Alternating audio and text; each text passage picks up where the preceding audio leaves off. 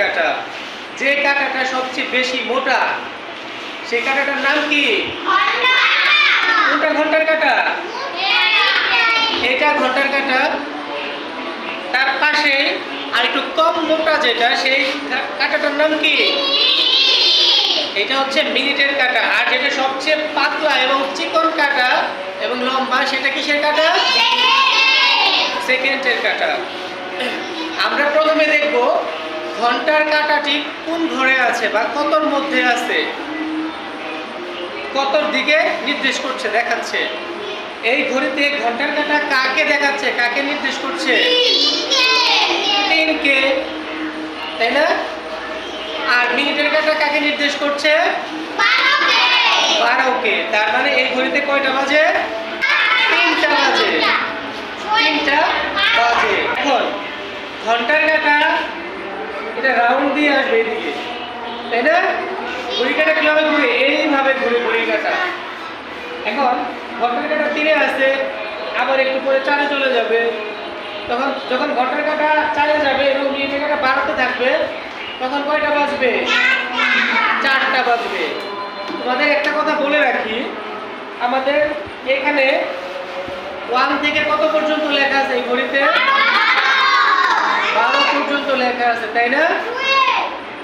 তাহলে প্রত্যেকটা ঘরের ঘন্টার কাঁটা যখন প্রতিটা ঘরে আসবে ওই ঘরের মান নির্দেশ করবে।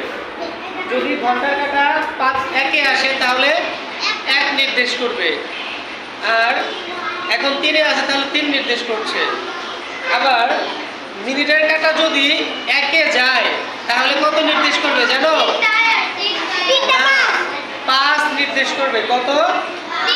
5 নির্দেশ করবে। কেননা এই যে দেখো দেখো 12 এবং 1 এর মাঝখানে কিন্তু আরো ছোট ছোট কিছু দাগ দেওয়া আছে, আছে না? 1 2 3 4 5। প্রত্যেকটা ঘরের মাঝে 5 করে ব্যবধান।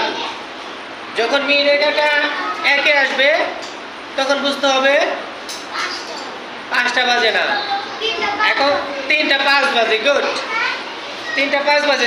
যখন ঘন্টার কাঁটা 3-এ থাকবে এবং মিনিটের কাঁটা 1-এ যাবে তখন বুঝতে হবে 3টা 5 বাজে। আবার ঘন্টার কাঁটা 3-এ থেকে মিনিটের কাঁটা যদি 2-এ যায় তাহলে কয়টা বাজবে? 3টা 10 বাজবে। Very good. আবার ঘন্টার কাঁটা 3-এ থেকে মিনিটের কাঁটা যদি 3-এ যায় তাহলে কত বাজবে তখন? 3টা বেজে 15 মিনিট। Very good.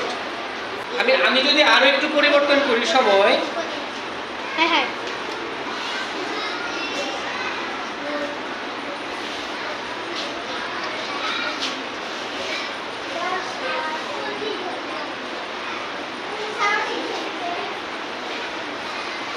এখন কয়টা বাজে কে বলতে পারবে? এই ঘন্টার কাঁটা কিন্তু 5-এর মধ্যে এখনো আসে নাই, একটু বাকি আছে আসতে। গুড। 4টা বেজে, তার মানে 4টা বেজে মিনিটের কাঁটা কোথায় আছে? মিনিটের কাঁটা 7-এ এসে আর একটু বেশি আছে, তাই না? যদি মিনিটের কাঁটা আমি 7-এ রাখি তাহলে 4টা বেজে কত বাজবে? 4টা বেজে 35 মিনিট। তাহলে এটা যদি 5 হয় তাহলে 10 15 20 25 30 35। বুঝি নাই?